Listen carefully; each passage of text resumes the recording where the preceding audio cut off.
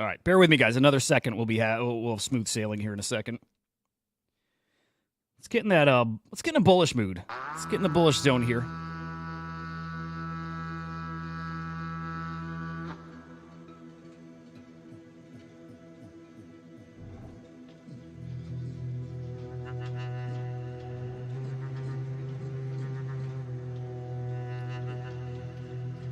Whatever. You can put up with this for a few minutes, right?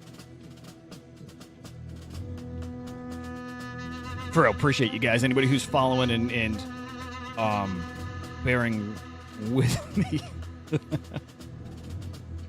It'll be worth it.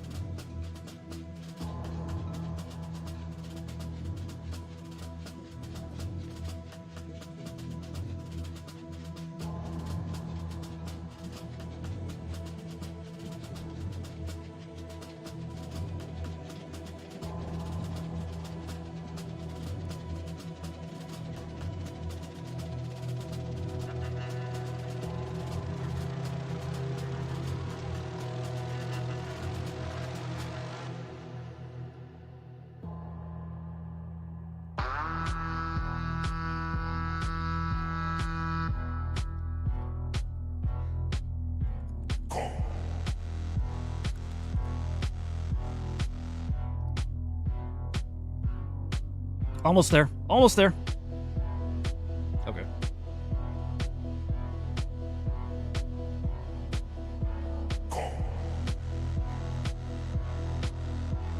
Okay. Almost good. Almost go. Yeah.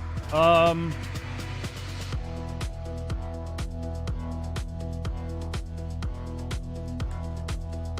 I think we're good. I think we're back up on YouTube. X didn't crash, so that's cool.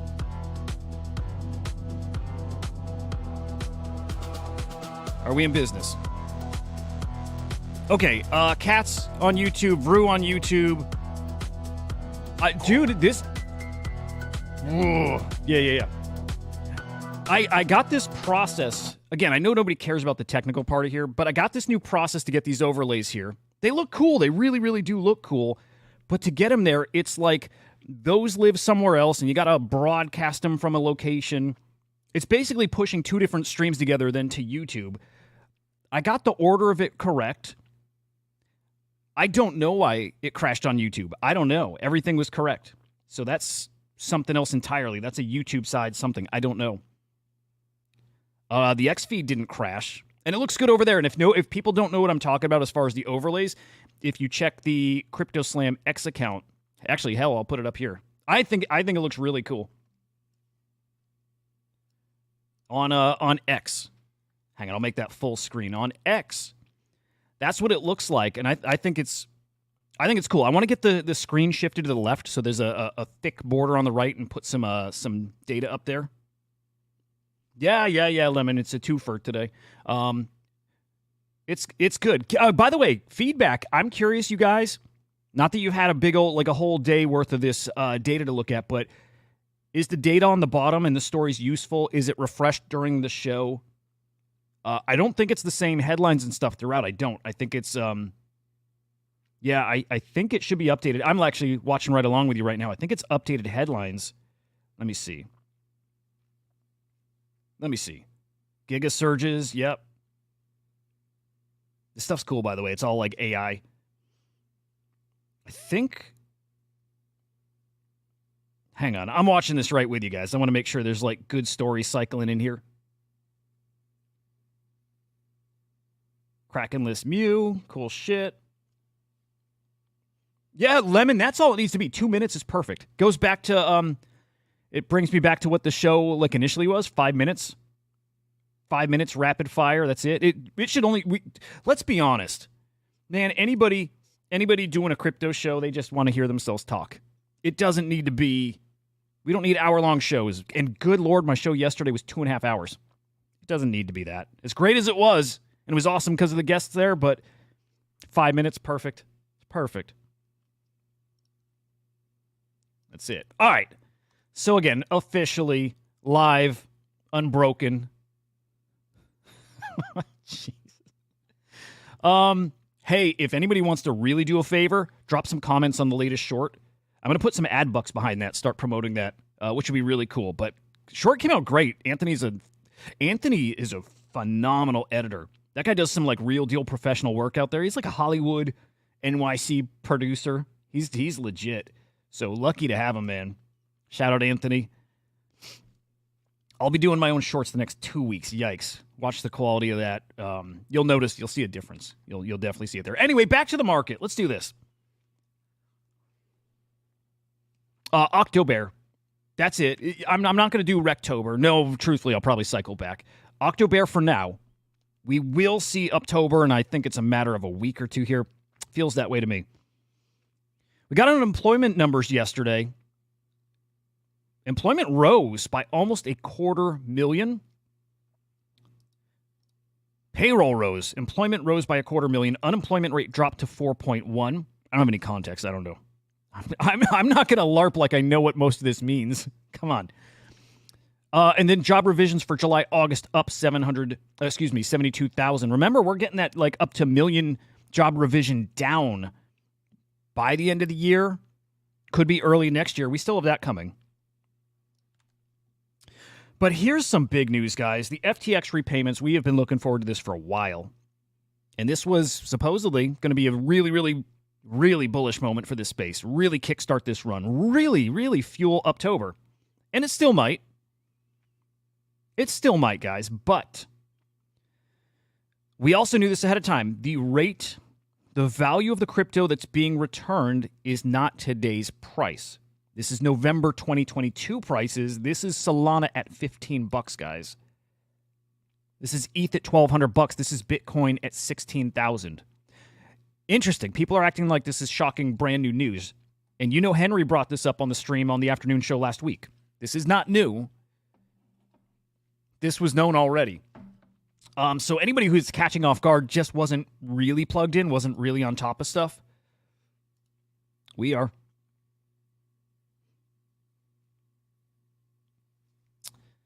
What's the impact, though?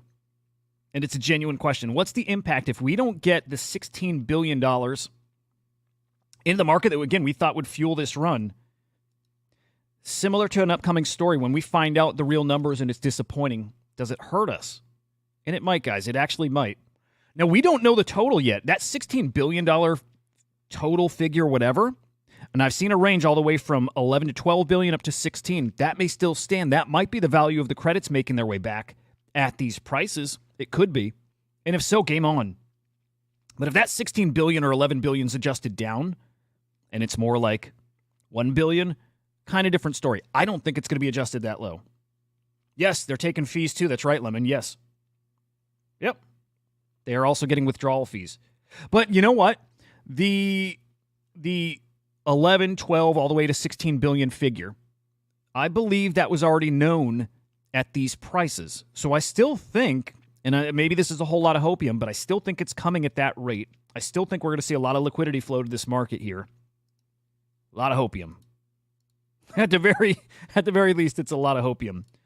Lemon, if their last jobs number was 1 million out, how do we trust this one? Yeah. Yep. The numbers are fake. It's a matter of, do you believe that they're fake on purpose? Do you think it's fake because it's hard to measure? I don't think it's hard to measure unless we're just incredibly inefficient. I think it's more. Tinfoil hat guy here. You know what I really should make a tinfoil hat. I might do that.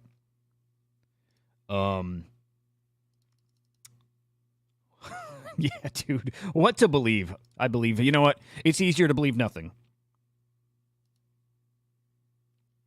Interesting. Vrew will peek at that here. Now, the market itself, I'm talking about the crypto market. I did some deep TA. As I do. Deep TA. A triple bottom. Hey, look, if you're looking at charts and you see that, let's say we're testing resistance. We're trying to reach some type of new high and we hit a certain point and we bounce back. It's rejected and it's rejected and it's rejected. There's usually a signal there. Usually it means something. You either dump. But there's opposite plays here. If you are testing support and you don't fall through it, that's a bullish signal. And potentially we just had that right here. And to that point, guys, we actually do finally have a green day here in crypto. Awesome to say because it's been a minute. God, dude, I just flipped over. Okay, I looked over and I saw some red.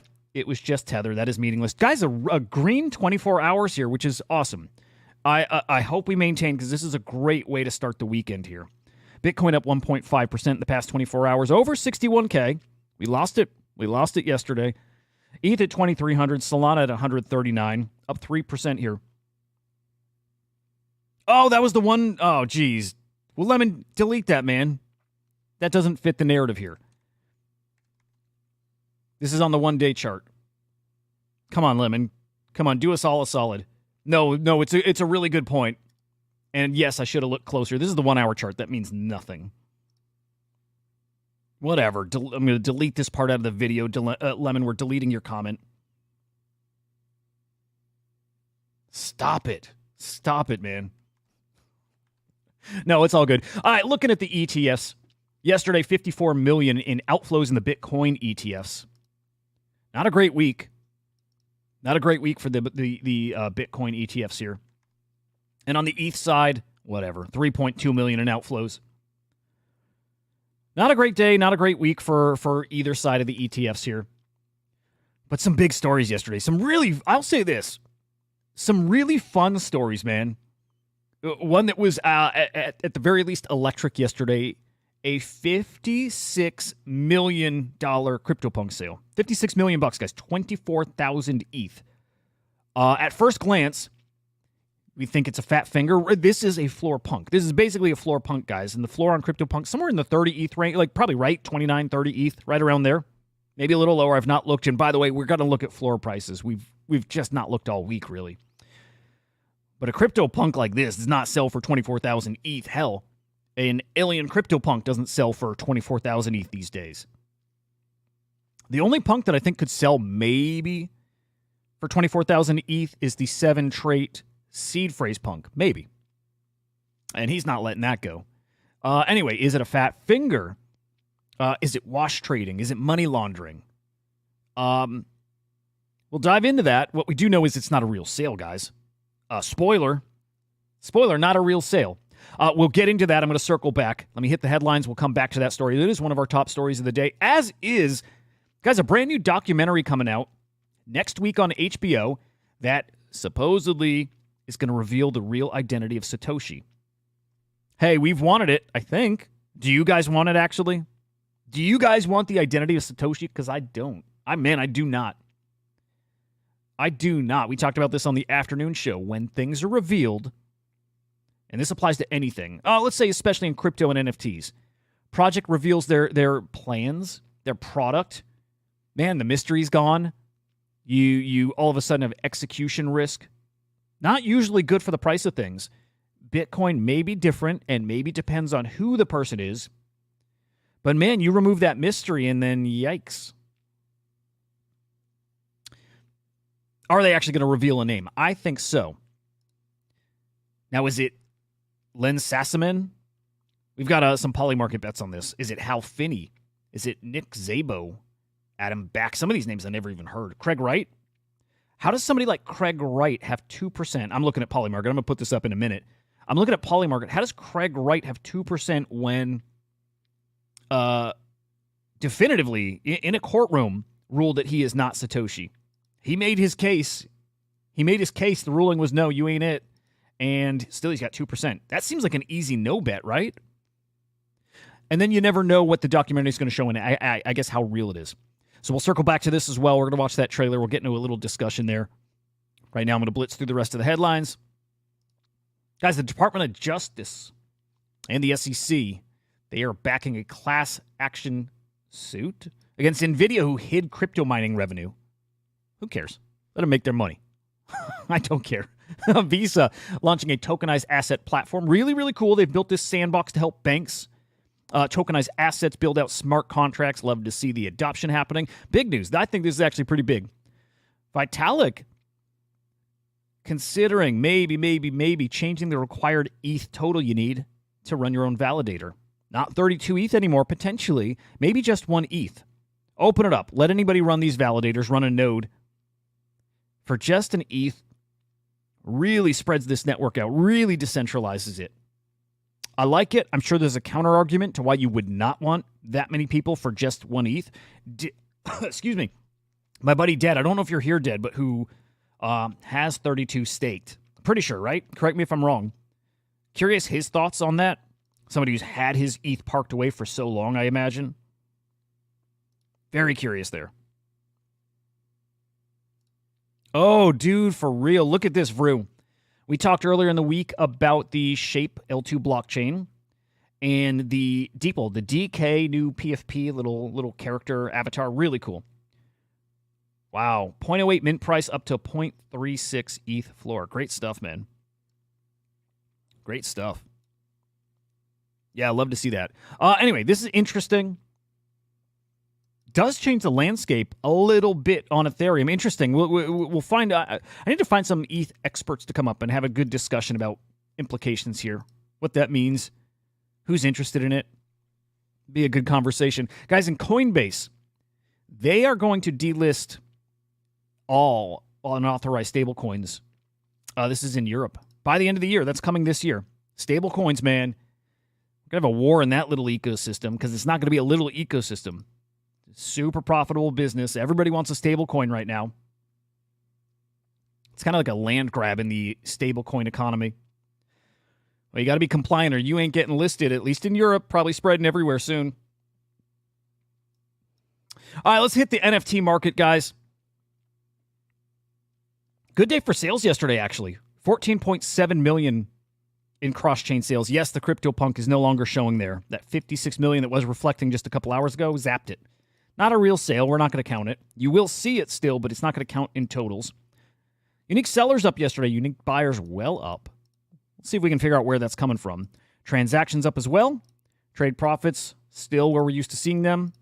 766,000 in the negative. Top collections in the past 24 hours. I will skip the Polygon collections, but D-Market there at the top. 4 million. Wow. 4 million in sales in the past 24 hours. Cooking. Bitcoin Puppets cooking as well. Love to see that. Node Monks, Guild of Guardian Heroes, so rare. CryptoPunks again, minus the 56 million punk.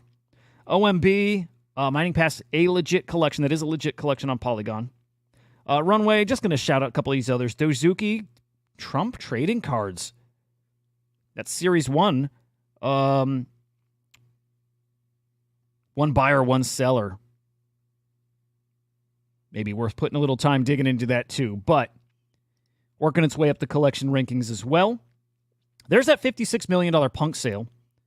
If I refreshed, probably wouldn't be sitting there at number 1, but I grabbed it before it's zapped entirely. Again, there you see it. On-chain sale, so it counts. It's just not going to reflect in totals. All right, that really would misrepresent what the space was doing yesterday. Cool punk still. All right, other top headlines in the space. Couple announcements from the Abstract chain yesterday. Starting with Multiplier, announcing they're launching on Abstract chain. Interesting product. I've not fully wrapped my head around it, but fungible token platform? Seemingly. I dig it. Bigger news to me, at least, and the reason why you're seeing Bitcoin Puppets run on the collection rankings.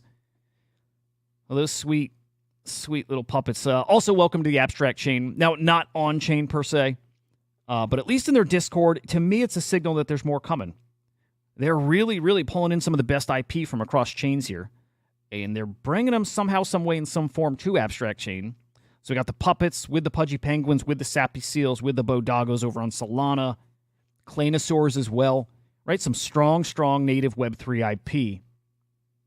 What are they working towards, guys? I don't know yet, but I'm assuming we're going to see a lot of cool games over here. What is it, On-Chain Heroes? I think we're going to see a lot of cool like RPGs, MMOs, maybe smaller scope games, but that involve these kind of characters, this IP.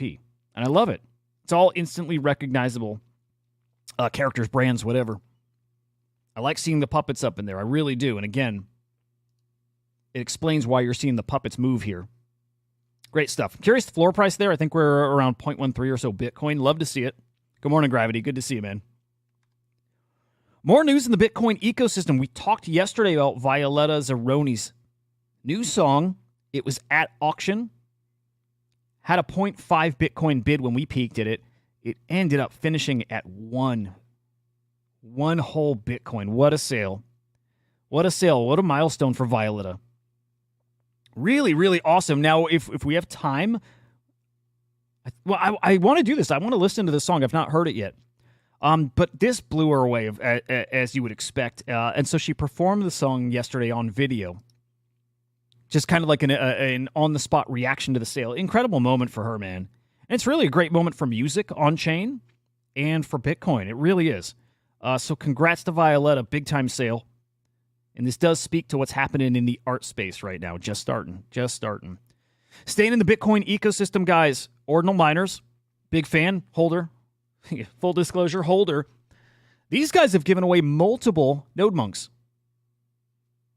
In total, 10 to give away. I think they've given away 4. I think 4 so far.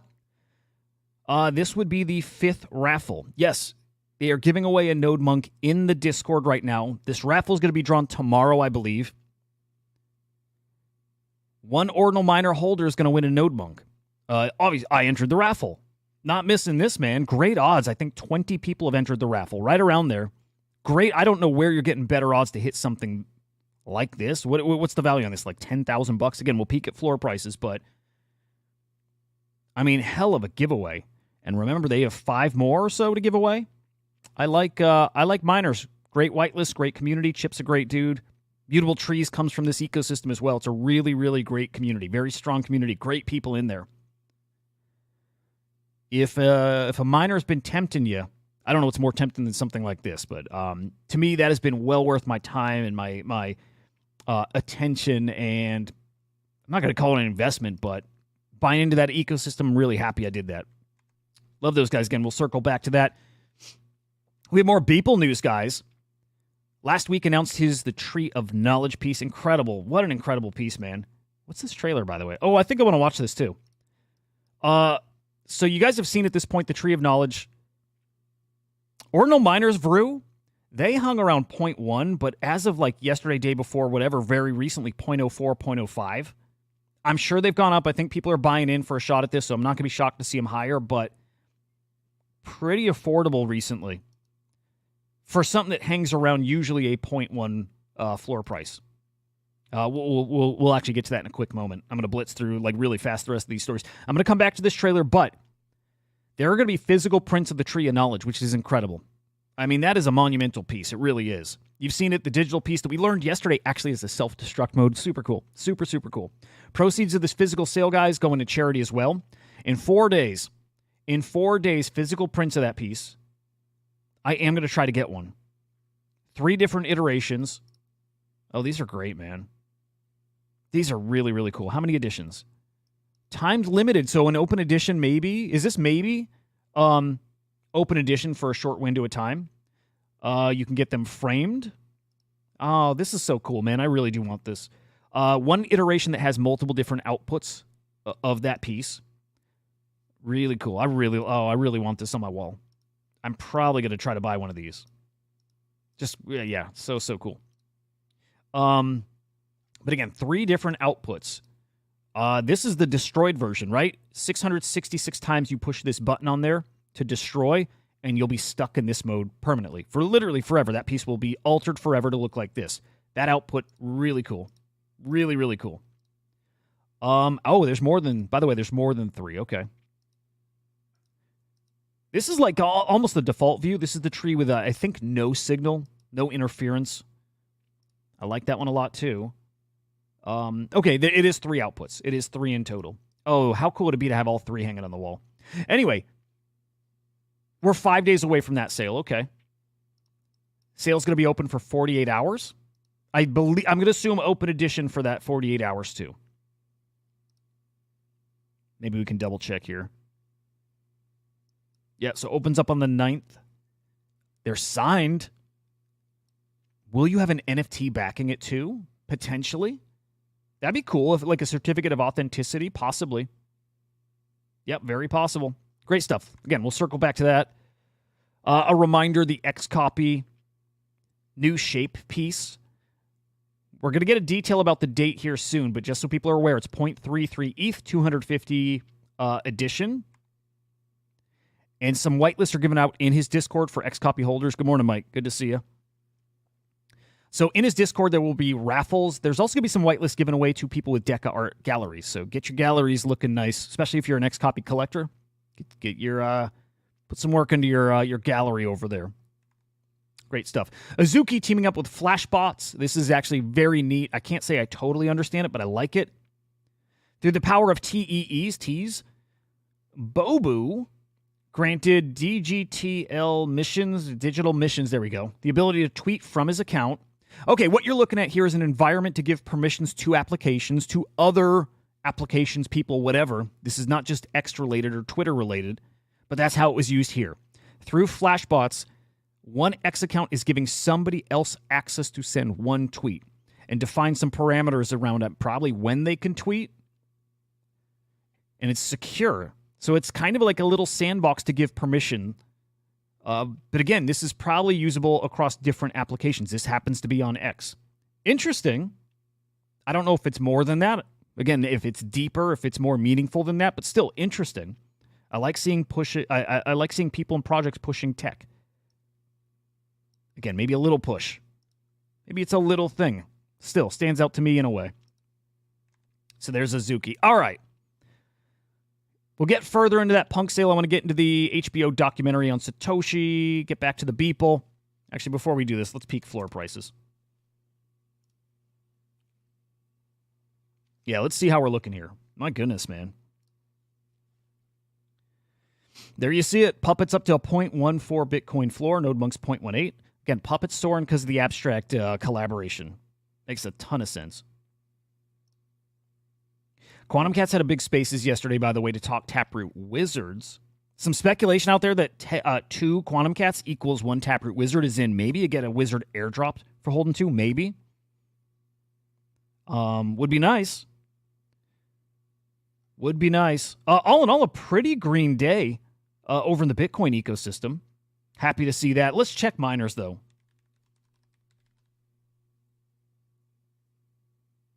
Okay, hey, look.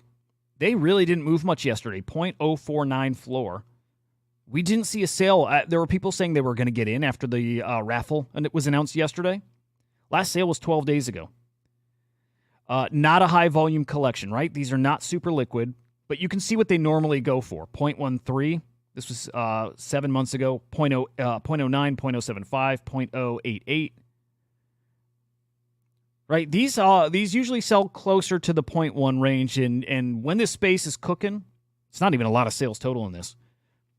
But when we're cooking, yes, about 0.1. Is this mine right here? Let me see if I can find mine. Here's mine right here, 0.069. I'll tell you this, man. There's mine. This has paid for itself through other whitelists. It has. I got a Quantum Cat whitelist through Ordinal Miners. Paid for itself right there. Flipped that one, made, 0.1 Bitcoin. Paid for itself. Really, really interesting collection, guys. Inscription range. These are really low. So if you want a little, piece of provenance, these start at 5,300. They go up to 13,000. That's it. 100 edition collection. Very, very small collection. Actually, hang on. 76 owners. It's only 97 editions here. It's not even 100. So 97 of these. A lot of these, I should say some of these, obviously are sub 10K, but they're all sub 15K. It's a really, really cool piece of, I'm not going to call these historic, but it is a cool, look, if you make those provenance plays, if you do think early matters, this collection was pretty damn early. So yeah, fan of these guys, fan of that ecosystem. Price is probably just right for the opportunities that come there. I'll tell you this. Usually of whitelists to everything. Yeah, hey, Jeremy, I'm actually 95% with you there. Yeah, I am. Jeremy's saying he's laughing at provenance. He's right. He's I tell people all the time, I do. Sub 100 matters. Sub 1,000 probably matters. Sub 10K, I mean, it's all a forced narrative. Sub 10K matters a little. Like we saw a piece sell earlier in the week for 0.07, 0.08-ish, and there was no significance to the piece other than it was a sub 10K. So do they fetch a little more value? They do. In a bear market, hell no.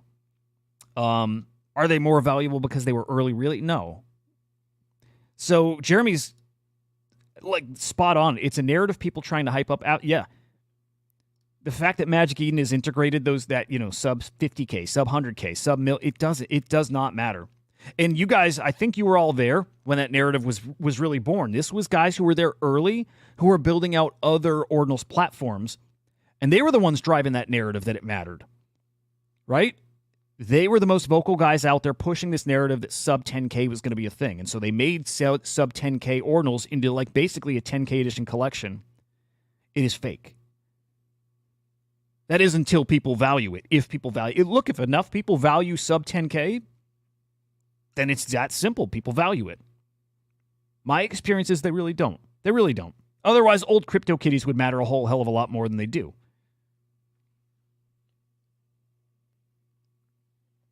So I'm with you. Forced narrative, the value that's added for being a sub 10K inscription, it's little. It's really, really little.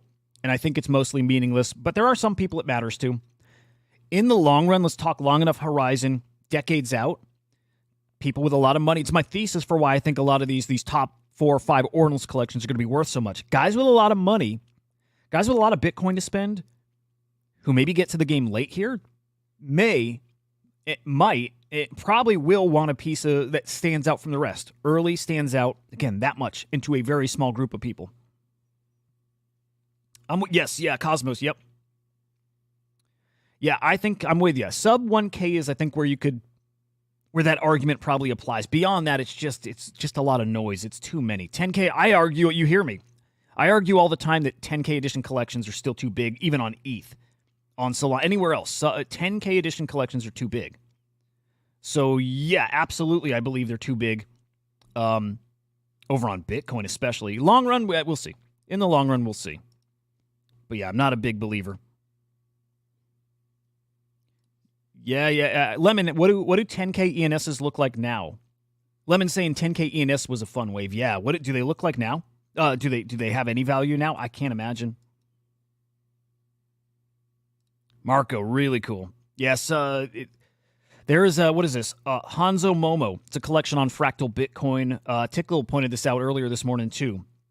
Minted for 1 Fractal Bitcoin, $9 per token, by the way, up to a 20 FB floor. Solid, really solid. GG's to anybody who minted there, man. Jeez. Anyway, there's miners, there's floor prices. Let's peek at ETH. Let's peek at Solana. There's your CryptoPunks, by the way, guys. 28 ETH floor. Thinking back to that 24,000 ETH sale for a floor punk. Pretty obvious that's not real, right?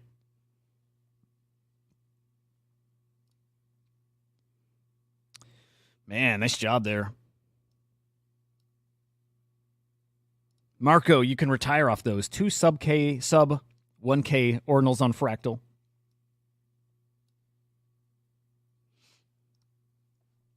Okay, and then how is Solana looking? Not great. Not bad, whatever. Worth peeking at still. What are Bodagos? I want to get a Bodago. I really do. I really want a Bodago. And I'll work my way towards one. They're not expensive either. 2 Sol? Come on. Bodagos, when we run, Bodagos will cook. They will. Bodagos will be back at 10 Sol. They will. So definitely looking at those still. I will get back into Bodagos at some point. But there you have it, guys. There's floor prices. Nothing crazy. Looks to me like, puppets are your big winners here.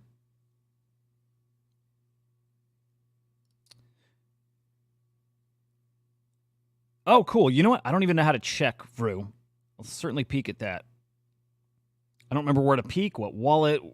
I've not interacted with the Fractal ecosystem more than, getting a whitelist. But I definitely will peek at that. Okay, this is good. Lemon's saying 1K, so sub 1K ENS still sell around 2 ETH. That's cool. This is really good info. Sub 10K ENSs sell for about $150, right? When this stuff all really gets normalized, it just, There's a level where it matters, a level where it doesn't matter. 10K is a level I just don't think it matters. 5K, I don't really think it matters. Sub 1K, again, there's just something about that really low number that matters a little more, but overall, it's not real. All right, that CryptoPunk. Cool story. At the very least, cool story here. But what really happened? Look, all you're looking at is a cool narrative. It's somebody capturing attention, and mission accomplished there, man. Everybody talking about this yesterday. And what ultimately it was not somebody with a bag of ETH genuinely buying something. It was a loan. And Quit, by the way, breaks this down really, really well. So Quit says today's loan was not a profit opportunity, not directly, not for the person selling this punk, only for anybody making fees off of this trade.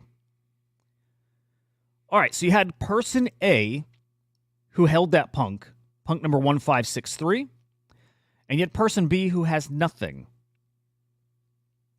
No ETH, no punk, no nothing. Okay. Contract A, or person A, listed that punk for 24,000 ETH. Person B, who again had nothing, takes out a loan for 24 ETH from Balancer. Balancer is a loan service. Not familiar, but yeah. Takes out a loan. Person B buys that punk from person A.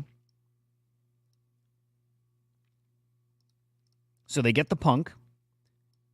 And for a brief moment, person A has that 24,000 ETH. For a brief moment.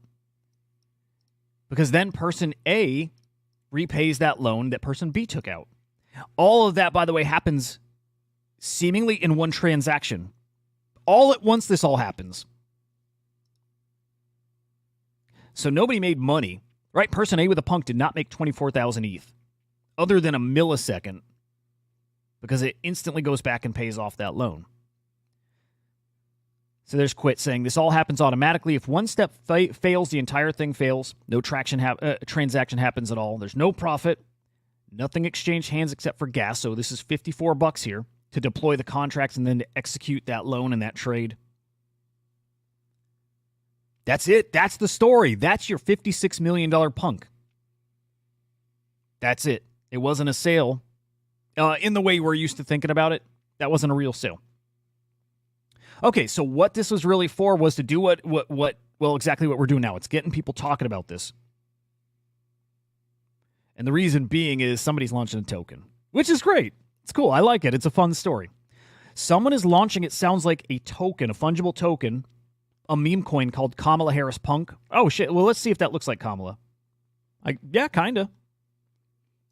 You can now call this, actually, think of this. From now till forever, probably, this is now going to be known as the Kamala Harris Punk. It is. Just because this is the narrative that's going to be shoehorned into this thing now. If people care about this story in a year or two, whatever. It could die off and nobody will care. But this is now officially the Kamala Harris Punk. Meme coin is being launched with that name. And that punk is going to be resold. So the punk did move hands to person B, right? They hold that punk now. And that punk, either the punk or the token's going to have itself a pre-sale. People are going to be bidding on it. So here we go. Okay, so they deployed this ERC20, the Kamala Harris Punk token. There's a pre-sale on this token for a week. Okay. Now they are also accepting bids for that CryptoPunk. Highest bidder at the end of 7 days gets the punk.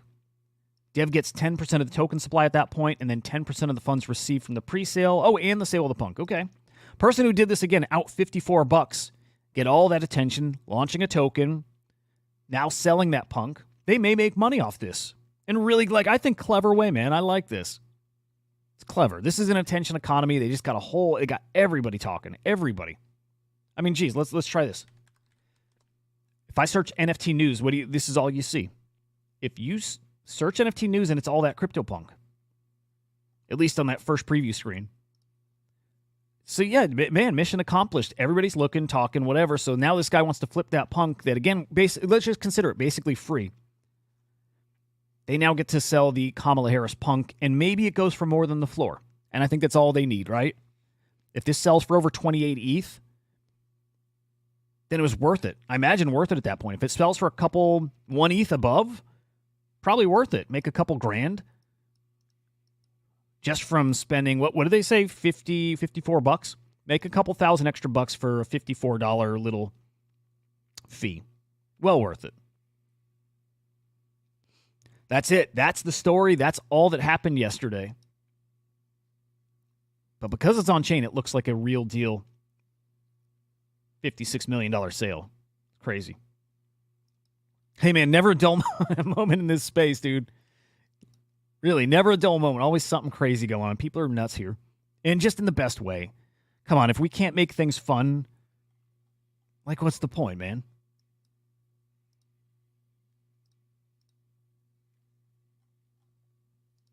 I like it. All right, let's peek at... Why don't we do the HBO documentary? I'm really looking forward to that. Guys, maybe we stream it next week. Maybe we'll certainly be talking about it, but maybe we stream that.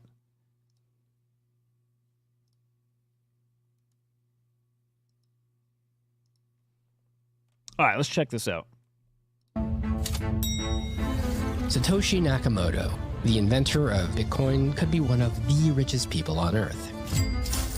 But many years ago, Satoshi had disappeared, and with Bitcoin being woven into the fabric of the financial system, solidifying its role as digital gold, perhaps the question of Satoshi's identity was more pressing than ever. We should start with just an interview with you in Malta, if that sounds good to you. Okay. Who would have been working around the clock to introduce something like Bitcoin? A lot of technical people will say, I could have done that. It's actually much harder than it looks. Anyone competent enough to go do predictions, Bitcoin guys. Who did it? Probably would competent enough who to is lead his Satoshi? races. Satoshi's got nothing to pick up by his stash. Yeah, just 1 million Bitcoin. The currency derived from electricity might pose a real threat to the dollar. 3, 2, 1. If it gained in popularity. I'm the crazy prince that starts talking about Bitcoin. What we're trying to do is get parallel systems in place. Dollars, Bitcoin, pesos, Bitcoin, yen, Bitcoin. If it looks Awesome like something trailer, could by the way. replace the U.S. dollar as the world's reserve great. currency, three-letter agencies will do whatever they can to disrupt projects like Bitcoin. I would rather buy shit that's worth something than buying crypto.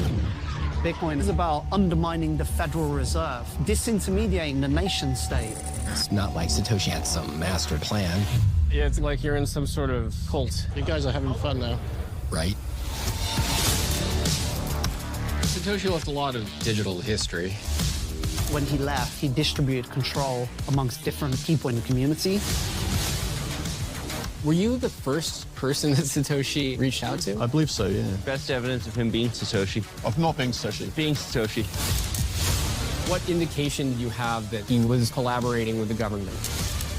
If you dig deep enough, the inconsistencies will emerge. Seems like he's responding. I've been told Satoshi was a group of people. I have to be careful at talking about that topic. He checks a lot of boxes. I will admit, you're pretty creative. You come with some crazy theories. Dude, I want to watch this with Here's my what I think kids, happened. man. It's Bitcoin. Don't trust, verify. Oh, it looks awesome. Looks awesome. I got to make sure I got HBO still. I think I do. I want to watch that with my kids. Now, Cosmos, that's interesting. Cosmos saying the documentary here has the potential to ignite a bull. Like a Netflix about crypto on a bull. Just imagine even stronger than the last bull with Gary Vee and Mark Zuckerberg. Interesting. Just getting people talking about it, right? Because I hope they talk about here why this person's been hidden so long, because of how disruptive it is, how powerful it is. This could really drive a news cycle. That's the biggest part of it. Getting people talking about it. Mainstream news. With the powerful people that we have these days who talk about it, maybe some of them come out and they share their theories on who it is. They come out and explain why they think the documentary is wrong or right. I think you're right, Cosmos. This could have a whole different impact on this market right now because of the names who are going to talk about it. Again, because I think they're going to speak about why it's so important that he was anonymous. There's really something there. Yes, yeah, Lemon, you're probably right. Is in a lot of this info's been out there. People have been trying to figure out who Satoshi is for years. They are playing with the exact same info that's probably out there already, right? Unless they truly have something new that they're going to reveal. Even if they don't definitively have the person, it's like we track down this info that nobody else has talked about yet. And it just like bolsters some claims here. Maybe. Yes, Len Sassaman is 48% chance. This is okay. People are voting this not because they think Len is really the person, but it's kind of leaked who the HBO documentary is going to point the finger at as Satoshi. We'll peek into who Len is. Hal Finney, a lot of people think it's him. Hal died a few years back from cancer. I don't think I know Nick. The other guy who I know Beanie says is the one, not even on this list, I don't believe. Not, oh no, that might be Paul. I think Paul is who Beanie, and obviously a lot of other people think is really Satoshi. Len is the winner here because this bet is not about who really is. It's about who is HBO going to say, who's this documentary is going to say is Satoshi. And it's Len. This is leaked. I mean, man, this is a gamble, but if you believe enough the takes out there, you can basically 2x your money. If that truly did leak, if that's a real leak, right? If that's real info, you 2x your money by betting yes on this. Assassin, what's my opinion on saying Bitcoin is from Russia? Yeah, dude, I like it, and I'll never be shocked if it's from a government, whether it's ours, whether it's the Russians. Dude, nothing will shock me. I have no idea. I can't give an opinion that really anybody should put stock into. I don't know. I don't know. I would not be shocked if this was a much bigger thing and much more orchestrated, more conspiracy theory kind of stuff. It's just interesting. Yes. Lemon, I'm intrigued if the target audience is a crypto fan or enticing new people to learn more, and it seems like it could be the second. Yeah. You know, normies more and more are starting to wake up to it. You know what? Normies like a good mystery, don't they? They really do. They like watching shows on cable TV that's just a good, unsolved mysteries, stuff like that. It's a good story. It's a good story, man. Very appealing to people outside of crypto. And that could, it's a great point, guys. That really could ignite a conversation, but get people, again, if you start driving the conversation about this person's hidden because, this is so disruptive that this person's life is in risk. And people start really, again, people are out there talking about it. It's, BlackRock. It's all these other huge names, entities talking about it. And Norman's like, you know what? Yeah, I got to get me a little Bitcoin. Really, really has some potential there. Hey, we'll see. We'll look at the charts next week. All of a sudden, we got a, kind of straight God candle. It could. It really could. Hey, if we start getting that FTX money, if people get past the valuation of it right now, which we still don't know the total, but if we're still talking billions and billions of dollars with a really, really good bullish narrative here, yep. Yes, yeah, Cosmos, great point. Yep, momentum, it's kind of all that matters. Momentum is everything. Yes. There's Kook also thinking it's Paul LaRue. In jail in Liberia on drug charges. And let me find it. Again, Beanie also thinks the exact same here.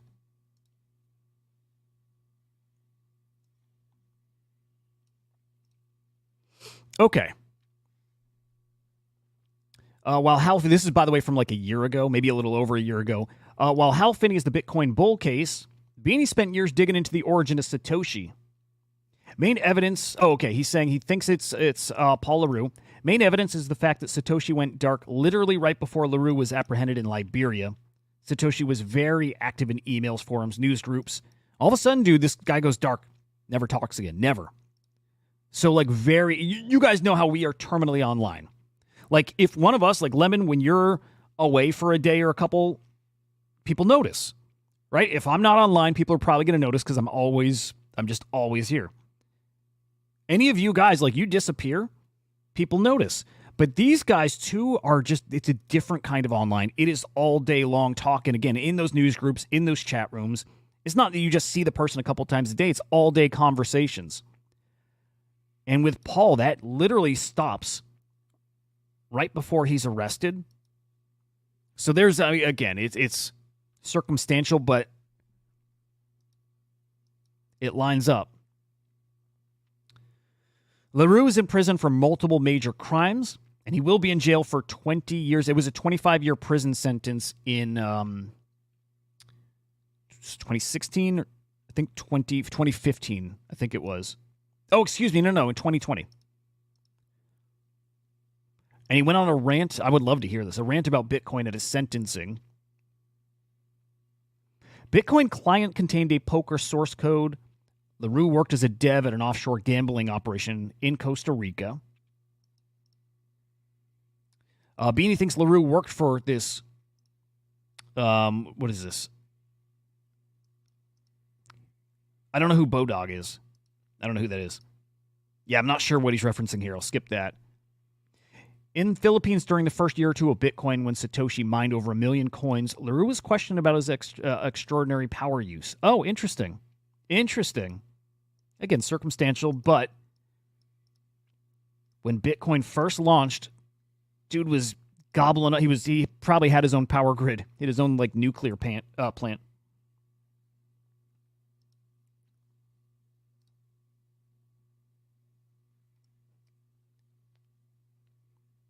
Okay. So about the power use, this is covered in a Philippines public television network show about LaRue. Had nothing to do with Satoshi. It was about his plotting murder of local real estate agent there. Huh. They thought he was growing marijuana. Something like that. This is just speculation. But timing lines up the power usage with when 1 million Bitcoins were mined.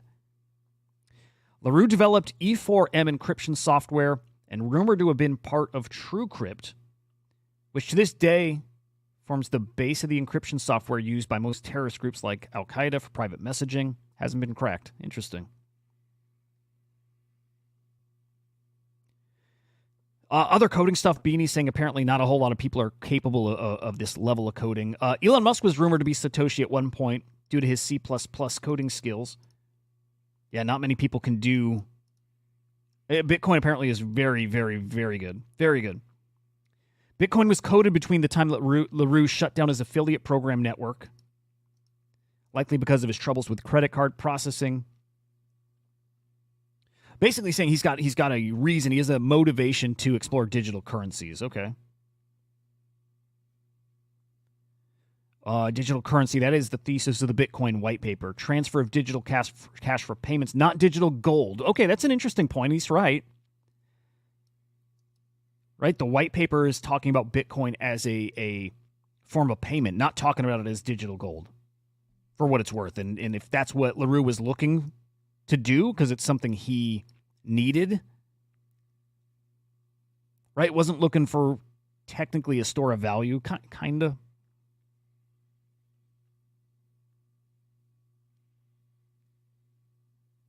Satoshi was a prolific poster with a similar flair of arrogance as LaRue had on news groups. LaRue was found with a fake passport with the name Solo Toshi. Whatever. Everybody's named what. I don't know how common that name was back in the day, right? Everybody now is something Toshi, but were there others back then? I'll tell you this, it's not a ton of info here. It's not a ton. Art Chick thinks it's Hal Finney still.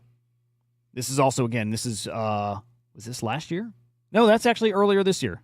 So, apologies, it's not as old as I was thinking here. This all came up around the, what was his name? Around the trial for, what was the guy? Craig Wright. This bubbled up around the Craig Wright conversation. That's why they were talking about it earlier this year. Hey, we'll see. Next week will be a lot of fun. Hey, we're talking about it. Other people are going to enjoy talking about it. Again, I think people are going to just find it an interesting story. If the documentary is well made, just engaging, right? I like your guys' takes. I like that this could do a whole heck of a lot more than I was initially thinking, because it's a fun story. It really is. So, yeah, what kind of life does it get? Might want to do more digging, though, about... Oh, well, we got to pull up who Len is, by the way. Might want to do some digging about the leak, though, because that might just be free money sitting out there. It might be.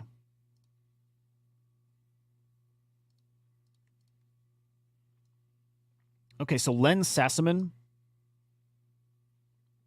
He is no longer with us, guys. So, again, if there's a conversation that Satoshi went silent at some part, does it match when Len departed? 2021. Yes, and it was suicide. So, yes, a lot of people think this is Satoshi. You guys ever seen what I look like with a wig on and with a goatee? Just saying. Just saying. Leonard. He was an American technologist. Let's get to some good stuff.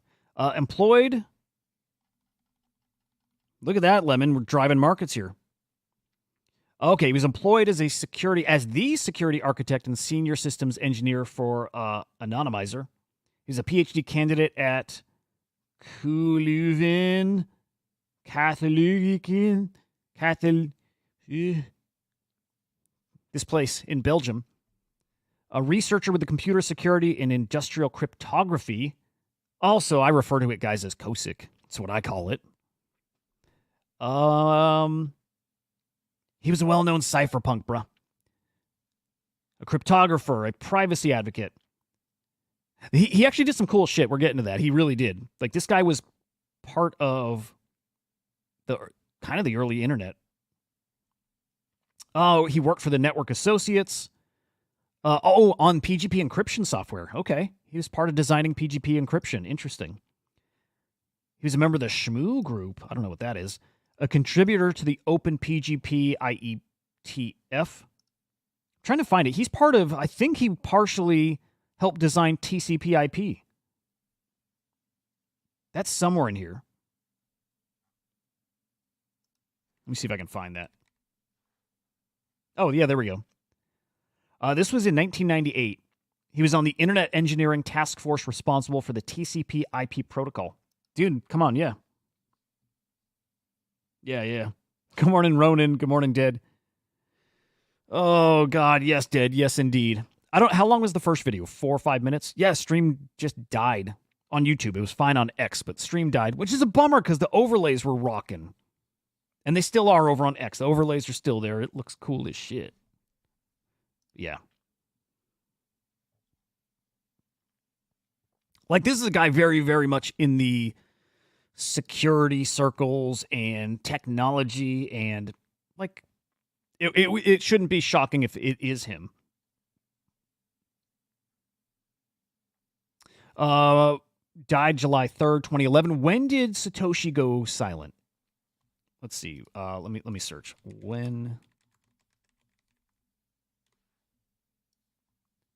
All right.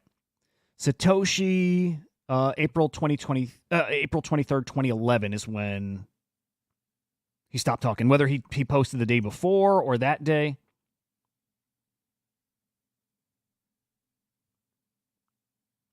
When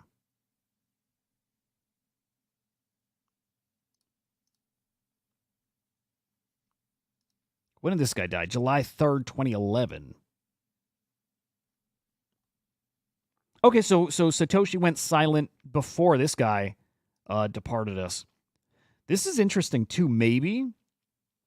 But there's like a memorial to him embedded on Bitcoin. I mean, man, kind of cool. It's kind of like an early ordinal, right?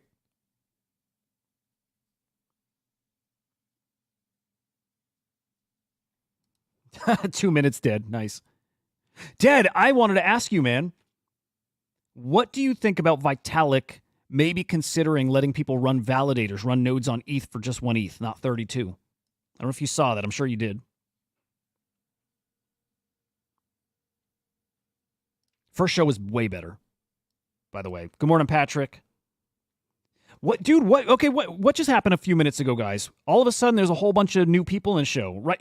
Time zone stuff, right? Like 9 o'clock hits, and there's like a whole bunch of you guys that are regulars that pop in. Is it you just get up at this time every day? Patrick, though, good morning. Yeah, dude. Hey, Assassin could be that. It could just be he lost his password. Could be that. That'd be cool. That'd be cool if he was still around. But I just like the mystery, man. Maybe we get a part 2 of the documentary. It's good. It's good, entertaining. It's good content, man. I like. Look, I don't know enough to know.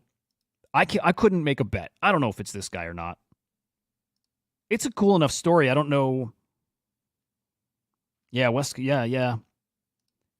Except I know some of the people watching aren't. It's not West Coast time. It's just like some guys like to sleep in. Maybe it's 10 o'clock Eastern time though. Yeah, okay. Dead likes 1 ETH. Oh, interesting. Okay, you don't run the validator. If you had 32 ETH, I will have to find incentives. I wonder if it's more worth it to run 32 separate validators or one for 32. Yeah. Good morning, Raul. Okay, cool. Yes, Peter. He looks like he's a Satoshi. More than hang on, let's pull up what was the guy's name? Nick? Or the guy Paul. Paul LaRue does not look like a Satoshi. Paul LaRue does not look like, well, I don't know. Is that Satoshi, guys?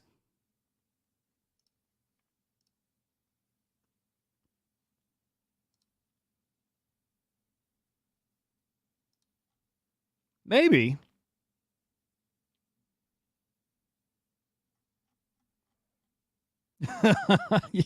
Maybe. Satoshi. Right there. Could you imagine? Honestly, I'd have no problem with it, but that's what kills Bitcoin if this guy is Satoshi. If that's Satoshi, game over.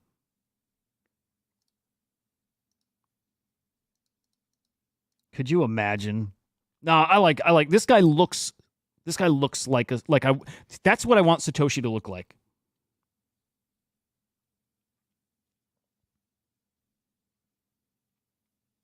Yes, dude, assassin, that makes sense. Yeah.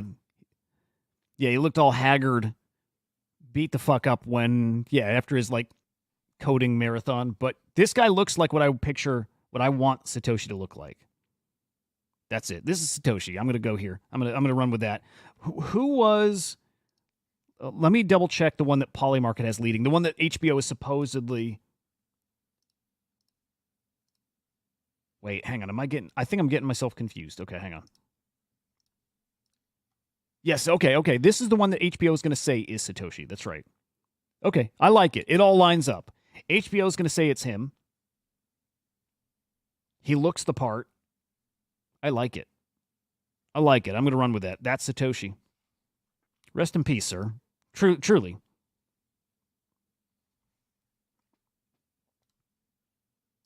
We're going to save that. It's going to be my wallpaper from now on. Fuck. I don't know how to take screenshots, save pictures. Whatever. Okay. That's Satoshi. That's it. Okay, what else we got, man? Got anything else going on out there? Anything we got to be talking about? I do want to play Violetta's song here. Ooh, I like this. Polymarket is a market for if Satoshi's revealed in 2024. 88% say no, with more volume than the top 3 people. Okay, but meaning we know for sure definitively we find out who it is? Yeah, I mean, that would make sense. Yeah. Yeah, I'm with you. I don't think we find out.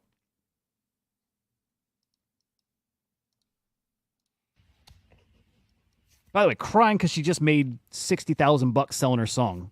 Awesome. Fucking awesome.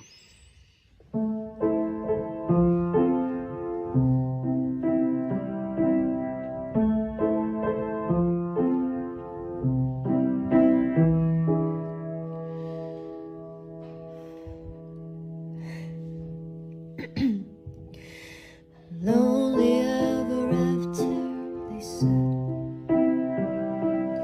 won't be getting better, forget it.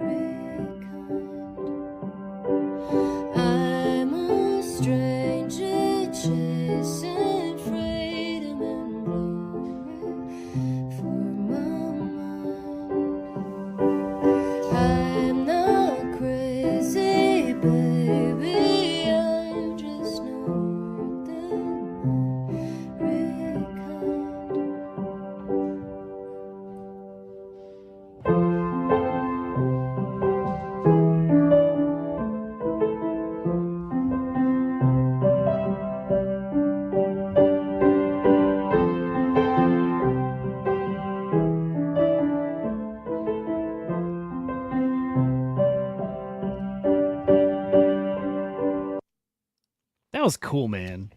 That was fucking cool. Rest in peace, Lynn. No, Violet is awesome. I dig it. I dig it. Do we want to peek at the Beeple stuff? Let me run through our stories real quick, see what else I wanted to circle back to. Still green? We still looking okay, by the way? Still looking okay. Still looking okay. You guys think one final dump before we really rip? I'm thinking so. It feels that way. That's the vibe in the air. I'm still, by the way, very, very bullish on Mudang. Very bullish on Mudang. I'm really impressed how it's held up, all things considered. I'll say that. Yeah.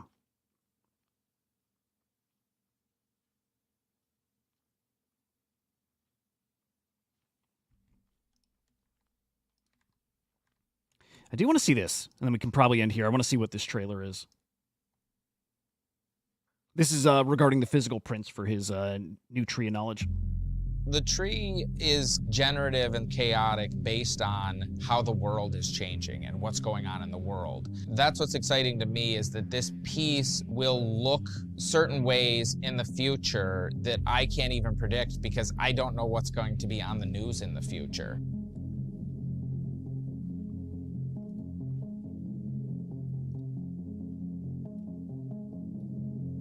The way that I normally work is more like a painting almost, and that I'm using these very advanced tools to say something very specific versus writing an algorithm or creating a system to generate artwork. I wanted to try and do something that was almost a mix of those two. So the three different states in the piece are signal, noise, and then a choose violence sequence. The signal is kind of the scenario where we coexist with nature in a pure form. And then there is a noise dial that we have. The noise is pulling in clips and video feeds from many different sources and continually updating it. It has stats and stock tickers and all kinds of information. And it's really an analogy to the information overload that we have in society today. We all are able to choose the reality we live in. You can live in the reality where you're glued to this and, oh my God, the world is ending and Donald Trump did this and Kamala Harris, blah, blah, blah, and like freaking out. Or you can just put your phone down and go take a walk outside, and it's like, oh, I don't know. It's fine right now. We all exist together in the world, but we're all also in our own sort of like little reality. And I wanted to have the piece reflect both of those things. It shows things that are happening on a global scale, but you have the control to either turn that on or turn that off. The choose violence section is the fact that we often fight each other as humans. We've done that many times, but we do not have an unlimited amount of times that we can do that. Dude, what is up with this video? We could truly fuck up the earth and like, you know, okay, wow, now the sky is torched and the ground is salted and whatever. The natural world and technology are obviously very intertwined and something that there's no way to separate out. The conversation around how these two fit together, though, could be more nuanced. And I wanted to do a work that was not pollution bad, because I think it's like, well, that's obvious. But I think looked at the severity of this problem and our ability to overcome it in the future. And I'm quite hopeful that technology will allow us to have, let's say, healthy symbiosis with nature. I believe that too will be something you will see more in the future, where there's this kind of like ritual around digital experiences that people gather for, and it's like the machine's doing something, the machine's saying something, and it will be a weird shared human experience being provided by a machine. So cool. I thought he was going to show more with the physicals, like talk about them. I don't know how or what, but the physicals look great. I do want to go for. I don't know, maybe the destruction one, maybe that one. It's really cool. Although $400. Oh, good Lord. With frame, it's like $700. Fuck out of here. If it comes with an NFT, which it might. I know it's not going to be a Beeple NFT. It's the closest I'll come to one, I think. Yeah, I got to think about this. They're signed. That's cool, man. It's a signed Beeple. You know? They're okay. COA. I would assume that's an NFT. So a Beeple, yeah, guys, a Beeple signed physical. What do you think? A Beeple signed physical. Beeple's a dude. Yeah. Ronan, their prince. Yep. This is in 5 days. This is next week. There's 3 different prints. This is on AvantArt. Boom, boom, and boom. I think it's open edition for 48 hours. Maybe I'll do the unframed just to get that signature. So, about $400. That one right there has got to be the one. Although this is just incredible. Man, it's so cool. So yeah, signed at the bottom right. Pay $400 for a Beeple signed poster, kinda. With the COA. I might. It's really cool. It's more like what edition? I think the red one's neat. It'd be cool if they were if it's like a textured print. Is it? Actually, is it? Let me see. Yeah, I kind of want to see or hear more about, the kind of quality of the paper that's used, and they probably do explain it. Man, looks good. Got some thinking to do. Have a few days. Have a few days to start figuring that out. Edition, so it is open edition. There's not going to be a limit to this. Oh, all 3 of them for 1,000 is also interesting. Man, really cool. Yeah, to keep, because like Lemon, 50 years down the road, is it maybe worth something? I do think Beeple is that special. I do. I think Beeple is a all-time history books kind of artist. I think he's that big. I think as big as he is now, and as big as people still, I think, believe he will be, I still think it's maybe more. Maybe. Just iconic. Museums about this guy. Like the Beeple, I know he's got his own, gallery, whatever, his studio, but like a Beeple museum. I could see that scenario one day. Dude, certainly in the metaverse, and that's what's actually interesting. Oh, shit. That reminds me. We're not stopping until we do the Grand Theft Auto clip. Because that plays into exactly the idea. Physical museum, great. Beeple's going to have in the metaverse museums dedicated to just him. And that ties so perfectly into the Grand Theft Auto clip because what FaZe Banks says, why these digital flexes are so much better. So I guess then that speaks against the, I want a Beeple bad. I got to see what that VFriends Beeple is. Man, I want a Beeple. Okay. Let me find that clip because did you guys see it? The Grand Theft Auto FaZe Banks clip?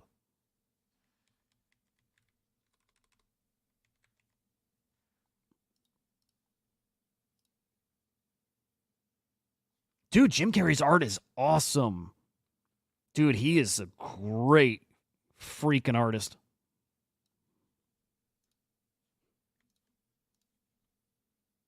All right.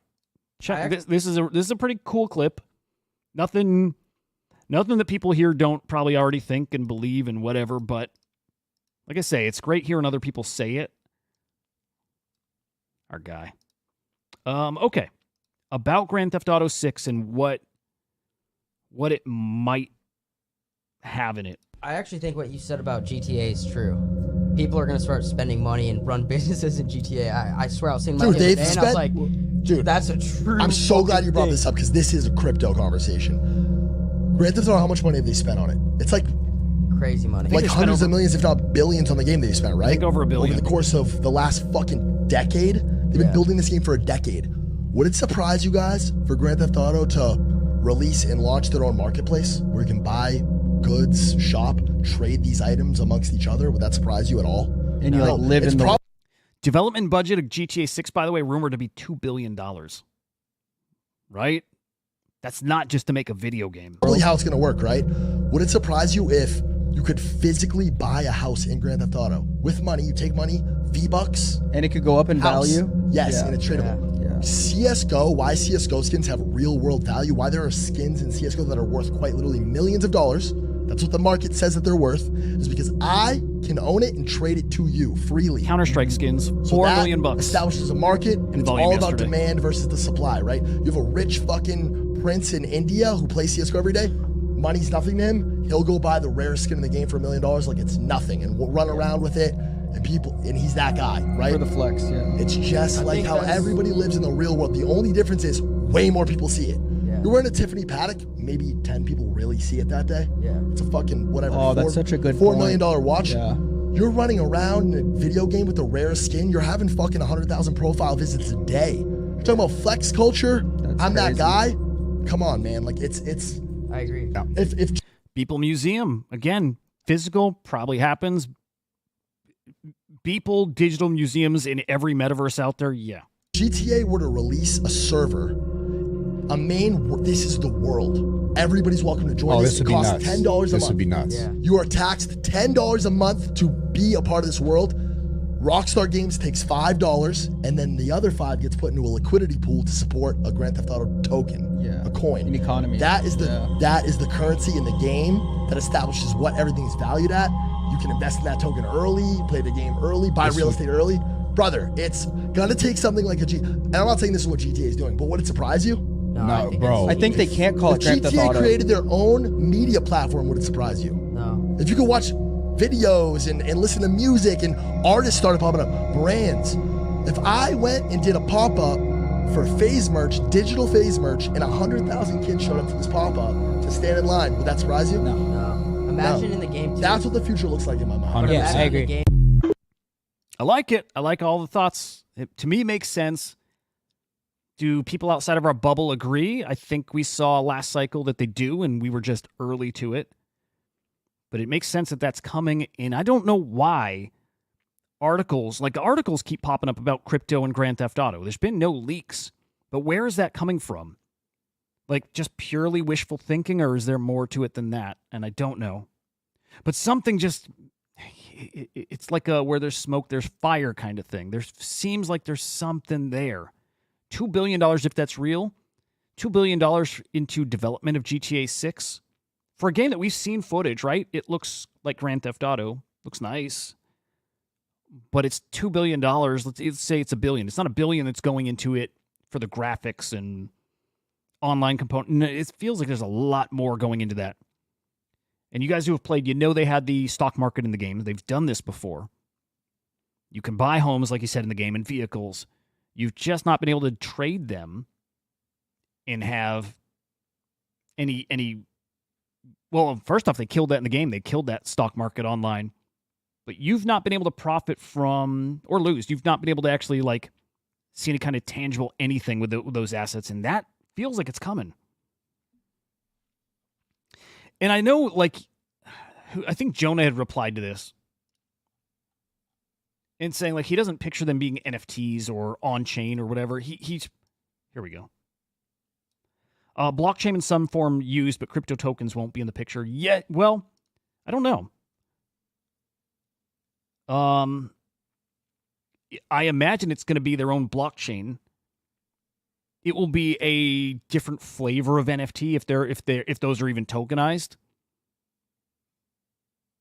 It might be like demarket. It's maybe that the asset itself not tokenized. It's the sale that is on chain. That could be. That's what the demarket stuff is. Counter-Strike, Dota, Rust skins. Those skins are not on chain, but you know, the sale happens on chain. Yeah. So maybe the development cost, it's all going into, like he's saying, it's more the marketplace. And yeah, that would probably make some sense here.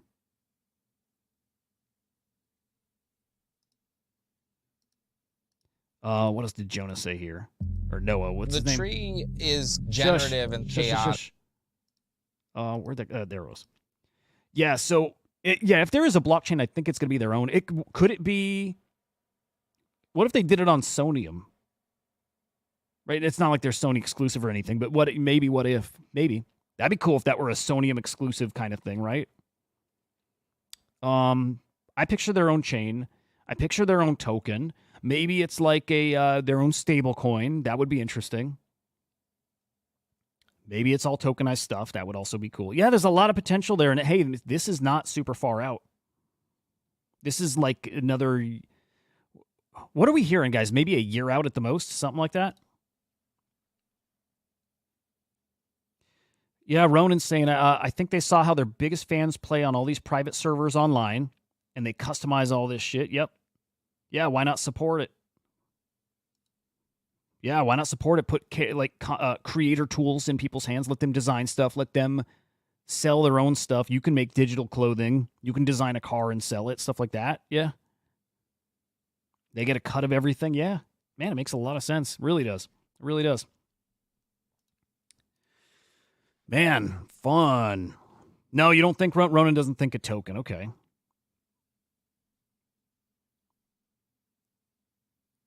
Yeah. Yep. True ownership is where they'll separate themselves from Fortnite, Roblox. I just combined them. Roblox, though, is trying to do the same, too. We know that. So Roblox is getting into... They will do NFTs at some point. They've always said... Yeah, their founder, CEO, whatever, has always hinted at this stuff. So, yeah, it's going to get fun. Man, we'll call it there. Afternoon show. Well, first off, guys, thank you. Appreciate you guys hanging. Anybody there at the intro, appreciate you dealing with the, technical hiccups there. Kind of a pain. Appreciate you guys sticking with me through that stuff. We'll get that nailed down, though. Afternoon show today at 4:30 p.m. Eastern Time, Joe and Henry. Hopefully we're smooth there, too. A lot of technical issues this week. I lost internet middle of the show yesterday. So hopefully today, finally a smooth stream. And then tomorrow and Sunday, I'll be live over on Inside NFTs. That's at 8:15 a.m. Eastern Time. Good morning, Mike Bennett. Good to see you, man. Yes, dude, Ronan, yes. Yep. Kids are, yep. Dude, the kids are, everything to them is V-Bucks. It is. You're right. Yeah, there we have it, though. 4:30 p.m. Eastern Time for the Non-Fungible Idiot Show. Tomorrow, 8:15 a.m. Eastern Time. Tomorrow morning on Inside NFTs, hanging out, talking everything. Same with Sunday. Have a great freaking morning, guys. We'll see you in a bit. Peace.